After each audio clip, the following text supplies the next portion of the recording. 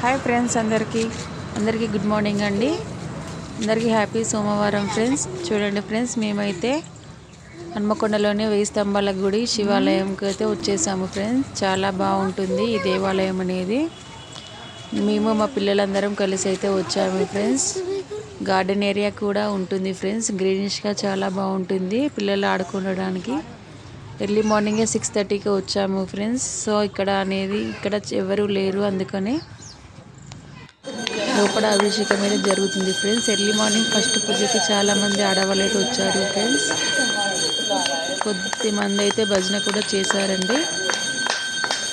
గంటతో కాకుండా చప్పట్లతో దీపారాధన చేస్తున్నారు ఫ్రెండ్స్. చాలా బాగా అనిపించింది. అక్కడ చాలాసేపు కూర్చోవాలనిపించింది ఫ్రెండ్స్. సో కానీ కూర్చోలేకపోయాము, వాళ్ళు కూర్చొనివ్వరు కదా చాలామంది ఉంటే. తినొచ్చేసి మా కోడలండి శివలింగానికి అభిషేకం అయితే చేస్తుంది ఫ్రెండ్స్. మా పిల్లలు కూడా చేశారండి, మేమందరం చేసేసాము. తను లాస్ట్లో చేసింది. అక్కడైతే చాలా బాగుంటుంది ఫ్రెండ్స్. ఇది వచ్చేసి కోనేరు కూడా ఉంటుంది ఫ్రెండ్స్ అక్కడ, కానీ అందులోకి ఎవరు వెళ్ళరు. చూడండి వాటర్ అనేది ఎంత గ్రీన్గా ఉన్నాయో.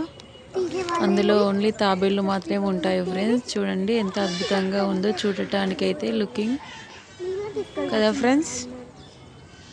పిల్లలైతే కొన్నిటిలోని తాబేళ్లను చూస్తూ ఎన్ని ఉన్నాయో లెక్క పెడుతున్నారండి. అక్కడ ఇక్కడ అని అంటున్నారు. వాళ్ళకైతే దేవాలయానికి వస్తే చాలా ఎంజాయ్ చేస్తారు ఫ్రెండ్స్. పబ్లిక్ ఉంటే మాత్రం కొంచెం రిస్క్ పడతారండి. పబ్లిక్ ఎవరు లేకపోయేసరికి చాలా హ్యాపీగా ఉండిపోయారు. అక్కడే కూర్చోవాలనిపించింది, కానీ స్కూల్కి టైం అయిపోతుంది ఫ్రెండ్స్. ఇక్కడ 1000 స్తంభాల గుడిలో నందీశ్వరుడు కూడా ఉంటారు ఫ్రెండ్స్. అటు బ్యాక్ సైడ్ అనేది కొత్త దేవాలయం కూడా కట్టారు, కాకపోతే మేము అది చూడలేకపోయాం, టైం లేదు ఫ్రెండ్స్.